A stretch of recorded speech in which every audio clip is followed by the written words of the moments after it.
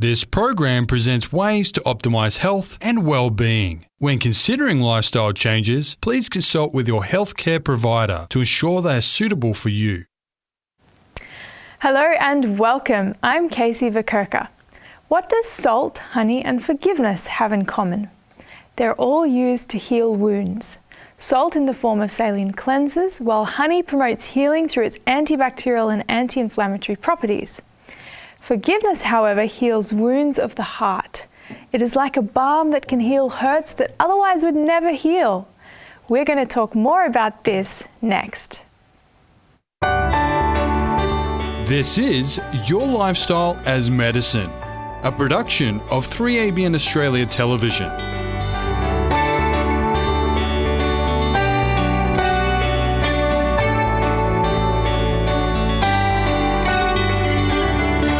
So good to have you with us as we learn more about how you can shape your lifestyle as medicine. Today we are starting a set of sessions on forgiveness. This is a very significant and deep topic that can impact our health in all dimensions of our lives: mental, emotional, social, spiritual and physical. To cover this important topic, we have Jenifer Skues back with us again. Jenifer, thank you for being so willing to share with us. Oh, a pleasure. It's a good topic. It's a topic I think we need to explore. Absolutely. And I'm so glad that we can do this together because forgiveness is truly powerful. And yet I think there are so many people who really don't understand it. They have misconceptions and barriers in their minds towards practicing it. And I think to bring clarity on this topic will be a real blessing. So can you start us off with telling us what actually is forgiveness? Okay. Forgiveness, it obviously means different things to different people, but it involves an intentional decision to let go of your resentment and anger from someone that's hurt you or something that has gone wrong, and it's regardless of what happened. And it's the hardest thing people struggle with. I find that clients I have or people I talk to really struggle with this topic and don't even realise how much it's affecting them. But it is a conscious and deliberate decision. We have to be aware of it to be able to forgive. Because if we don't forgive, we've got a lot of resentment and anger towards a person or what happened, a group sometimes. It might be work, it could be anything, who've harmed you. And even if they don't deserve to forgive, and this is where the Bible is very good at instructing us in that, we need to do forgiveness. It's very important. The Bible has a lot to say about forgiveness, of course, and it talks about God's gracious forgiveness of our sin, and the sin is actually when we go against God, when we disobey. It's like disobeying a parent. There's a consequence, and He is gracious to forgive us, therefore we are to forgive others. It's a very important thing we need to learn to do. I don't believe it's something we just innately do. If anything, we're unforgiving. It's rare to find someone who's a naturally forgiving person. Yeah, absolutely. And I'm just thinking about something we've talked about in previous sessions about how when we understand how the mind works, it can work better. And I think this might apply with forgiveness as well. You know, if we understand forgiveness and how that works in our minds and in our lives, it's going to make such a big difference to us. Now, I'm interested because a common misconception probably comes from a saying that's usually thrown around in relation to forgiveness is this idea of forgive and forget, that forgiveness is somehow just a complete wipeout and you're forgetting what's happened before. Is that true, or is that something that's not quite the right idea? Okay. When we forgive someone, we don't usually forget what happened or what they did, but what we do is when we've truly forgiven, it's something that doesn't keep coming up again. We can actually let it go. And we have to have unselfish love to truly forgive, right? And that's people have to learn to love unselfishly. But when we truly forgive, we can remember the event, but it doesn't come back to emotionally bring us down anymore. We've released the emotion, the power of that negative emotion that has kept us stuck in it. Interesting. Okay, so you're saying that we don't literally forget it, as in it's totally blanked out, but because we've let it go, it's not reoccurring so much in our minds and our lives. Absolutely, and we will explore that more in our next session. We're going to look at time orientation, and that's part of that. But when we truly forgive, we've let go of the resentment, and we don't need compensation. Often with when we, even in forgiving, we want them to do something more. It's an act of, it doesn't matter, I've just got to forgive that person regardless of how they respond. Yeah, so can you tell me a little bit more about, like, why is forgiveness important? Why do we actually need to forgive? Why do we need to forgive if that's the case? Can you unpack that a little bit more? Okay.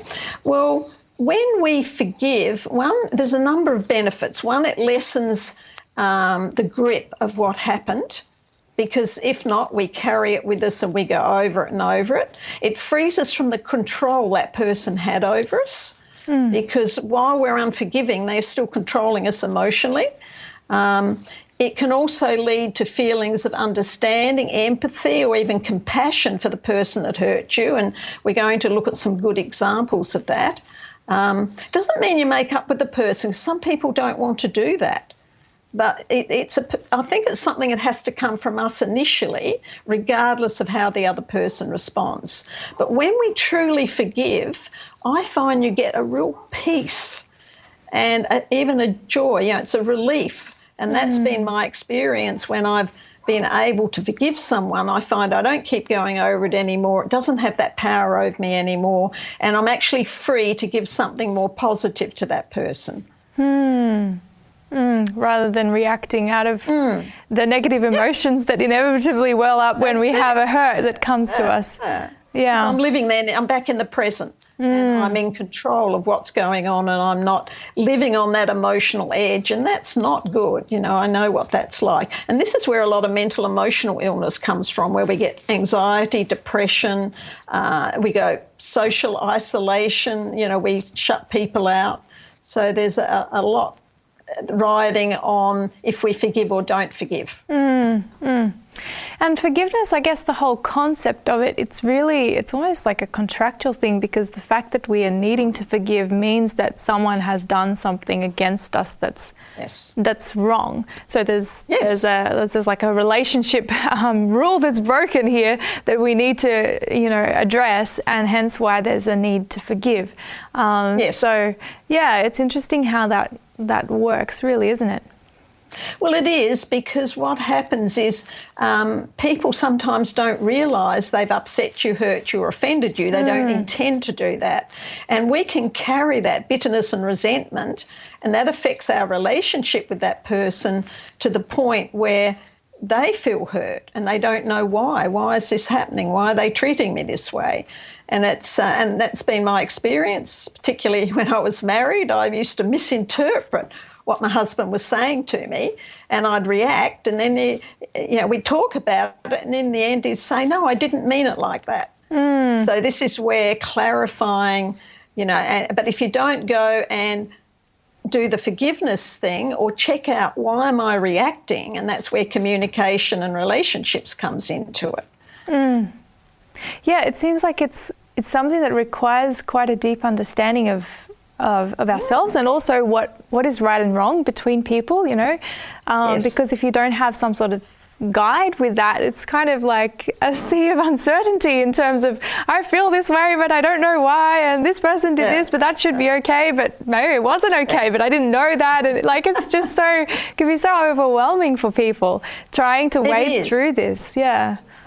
And a lot of relationships break down because of it, because really forgiveness is a two-way relationship regardless of how the other person responds. Yes. All right? And this is where we come back to, see, God forgives us. And I know people listening are Christians, maybe don't understand it. It's a great Bible study. And He, when we give a heartfelt apology and we go to God, it can't be lip service, and it's the same with people. It has to be heartfelt. It can do a lot of, as you said, healing. It's a healing, it's a balm, it's a healing process. There's a very good verse in Ephesians 4, verse 32. If people would, they can do it themselves. And I've picked the Amplified version, it says, be kind and helpful to one another. And I think that's a good way to put it. Tender-hearted, compassionate, understanding, forgiving one another readily and freely, just as God in Christ also forgave you.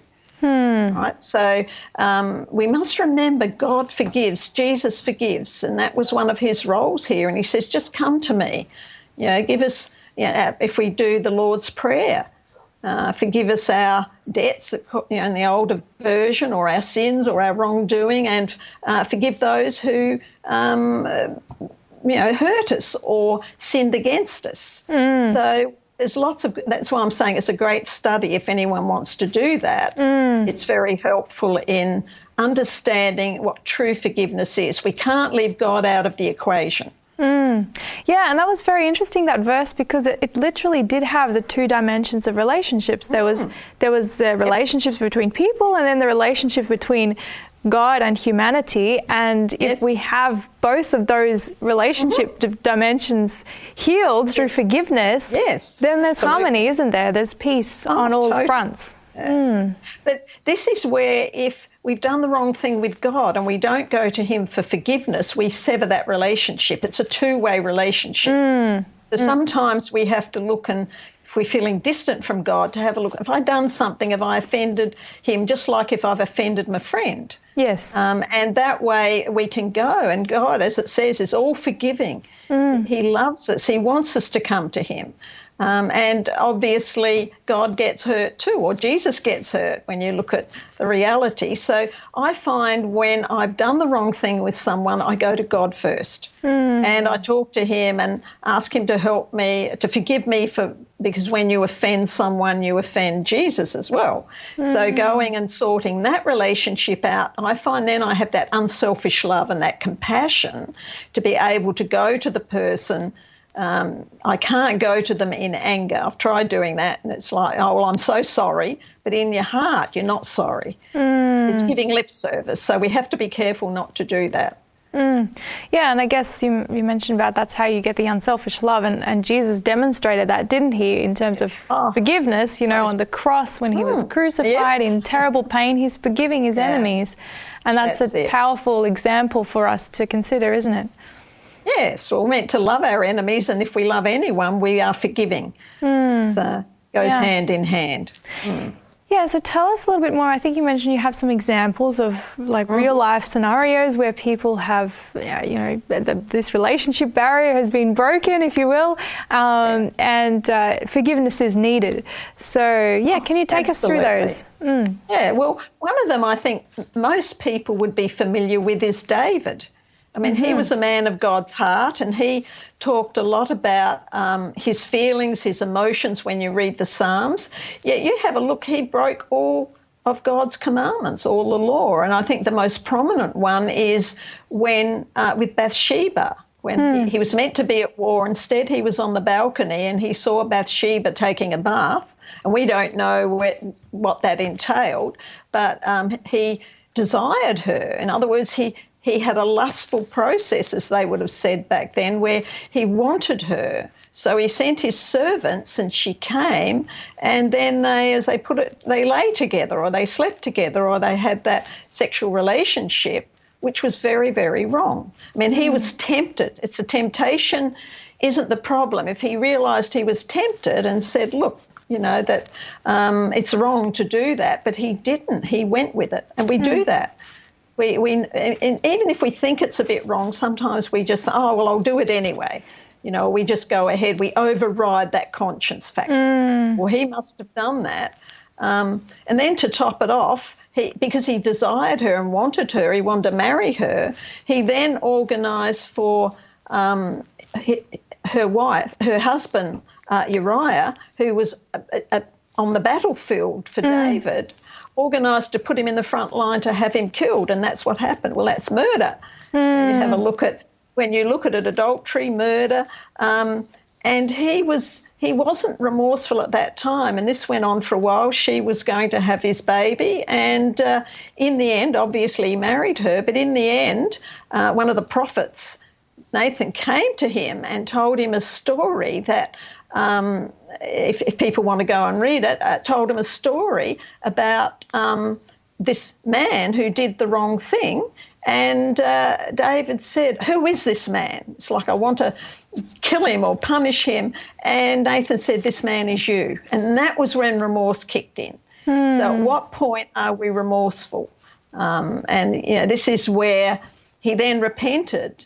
Incredibly, there's always a consequence when we do the wrong thing, whether it be we lose a friend or whatever. And in the end, that the consequence was the baby did not survive. That was, and God told him the consequence. So, I mean, that's a very graphic example. And it's not that I'm saying everyone does these things, but it's giving us a good example of that pathway, how when we do the wrong thing, it can lead to another one and another one. So by the time we get to realising that we've done the wrong thing to people, we've already got multiples. We've said too many wrong things or done too many wrong things. And we then have to own them. And just like David did, and go to God and go to that person with that heart. You break your own heart. I find your own heart is broken when you do these things, and that means you want the other person to forgive you. There's no guarantee. God will always forgive you, but we need to be able to have the courage, which is difficult for most people, to go to that person and say, "Look, this is what I did to you. I'm so sorry." And hopefully they will want to resolve it. Often that can happen. Sometimes it doesn't. It's, so this is where we need to, I think, review our life. And when I realised the power of forgiveness and wondered why I was carrying these hurts and, the way I kept dialing up events in my life, I started forgiveness. I started to write down all the people, what I'd done, and the Holy Spirit will tell you. So this is where we need to do it because it sets you free.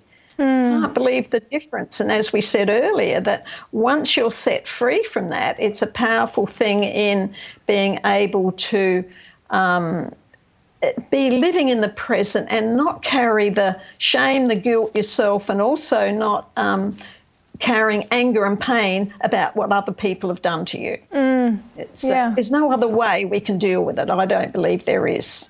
Yeah, and that's a very interesting story to take as an example because we can see in it that it's got a blending of seeking forgiveness for one's own wrongs and misdemeanors, as well as the space for forgiving someone else, because, I mean, there's nothing much said in that story about Bathsheba's perspective, but, she was wronged and she lost her husband through the wrong. She gained a new one, but her son. And her son. She lost her son. Yeah. And that must have been devastating for any mother who knows what it's like to lose their child. Absolutely. She would have been devastated. And that for her was a consequence of being part of that action. But you can just see the layers of forgiveness that are necessary, for oneself, for others, and in between each other and to God. And it's just multidimensional. But in that case, when the forgiveness was had, there was a lot of healing and restoration. Absolutely, total healing. We are totally healed when we truly forgive. And this is why I encourage people to pray, to ask help, to identify what is it in my life, who is it that I'm still needing to say sorry to. I mean, one of the other factors is that some of those people might not be alive or around, you can't contact them, but I get sometimes to write a heartfelt letter to that person if they ever, if they know they're alive and they find them, they can give it to them. But it's taking it to the Lord, it's taking it to God. And I find, that is, psychology isn't just what we do in our own mind, it's how we connect with others, and I believe we certainly have a spiritual component, which we've looked at in other sessions. We've looked at the brain and the spirit, and we have a spiritual connection. So forgiveness is a crucial time to be able to action that forgiveness. And restore those relationships. They're multiple relationships when you look at it. I mean, if you've hurt another person and they're hurting and angry, whoever they're with, if they're married, they've got children, they all feel that impact. See, it's not because that person's hurting. So this is where it goes beyond just what that person is going through. Yeah, now I think, did you have any other examples, even like from the modern day, for instance, that you could share? Mm-hmm.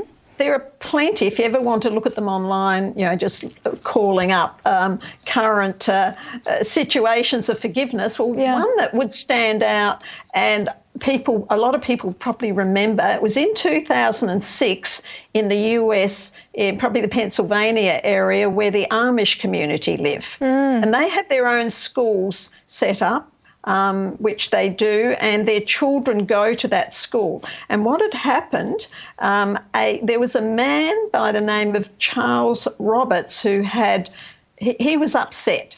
And he was angry and hurting. And what he did, he went and held the school captive and there were 15 children, 26 students at the time.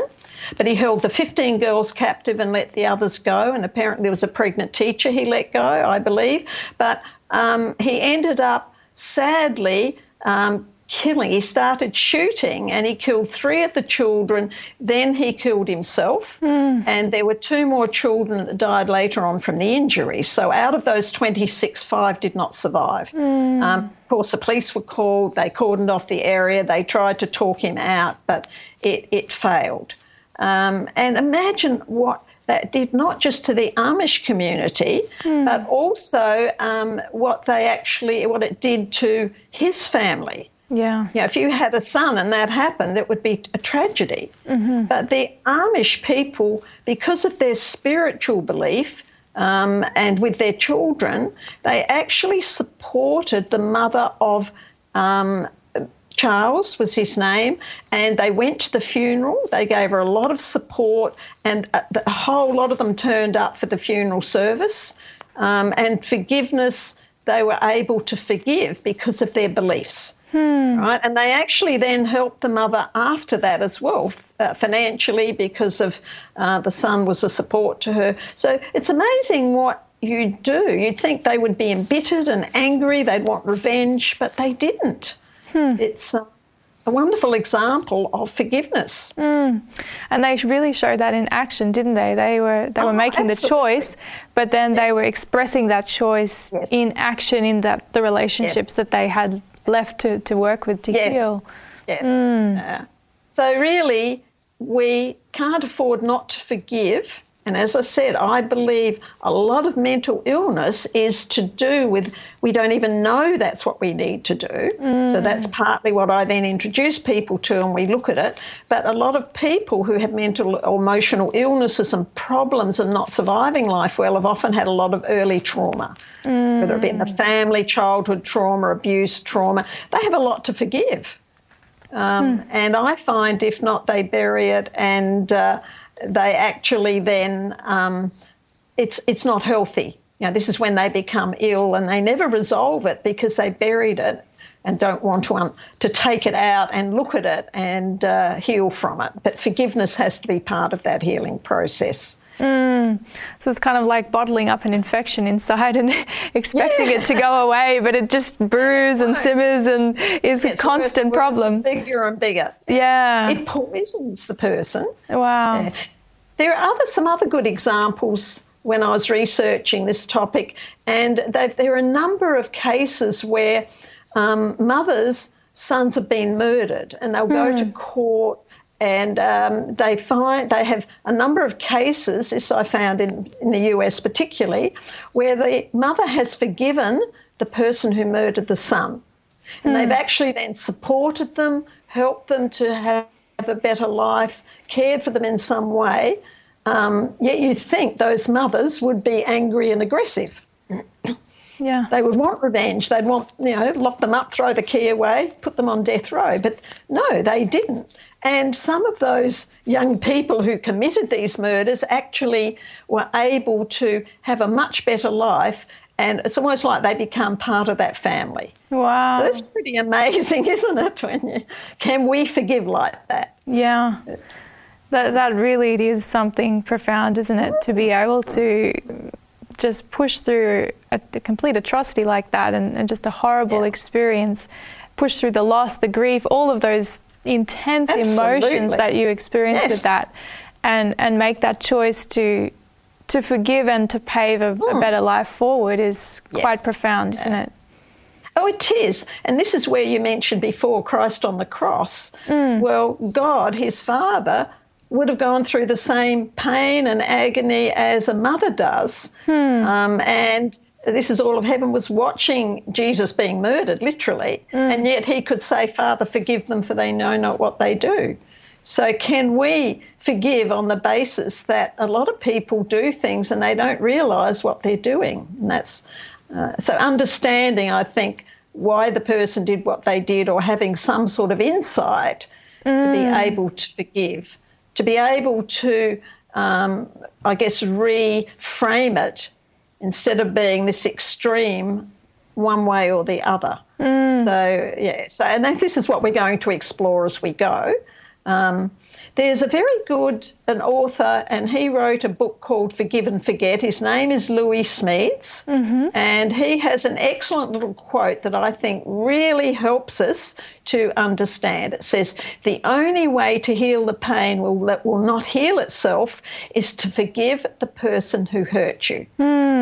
So it's just one of those little gems that, we can't heal the pain unless we can forgive.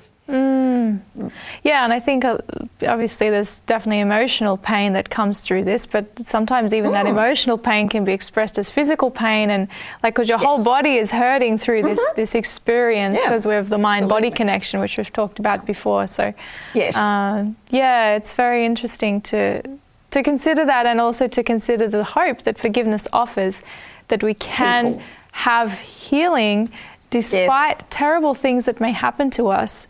There is a way that we can have that restoration. And people then understand why they're suffering. And you're right, I see people's physical pain and healing is healed as well. Interesting. If they've got a physical, and often a medication doesn't work, or doctors don't know why. So this is the answer. Yeah, interesting, and so exciting to be able to explore this topic further with you, because obviously it's very rich and full, and there's so much that we can cover with this in the next few sessions. So thank you so much for introducing it to us today, and we look forward to diving into it more over the next few sessions, and just gaining deeper and deeper insights. So thank you so much. We've been talking with health psychologist Jenifer Skues about forgiveness, and we're only just getting started on this topic. Stay tuned for the next episodes, where we'll be exploring this subject in more detail so you can really understand and apply it in your life. If you have questions or comments about this program, or if there's a topic you would like us to discuss, then contact us on health@3abnaustralia.org.au. And remember to shape your lifestyle as medicine.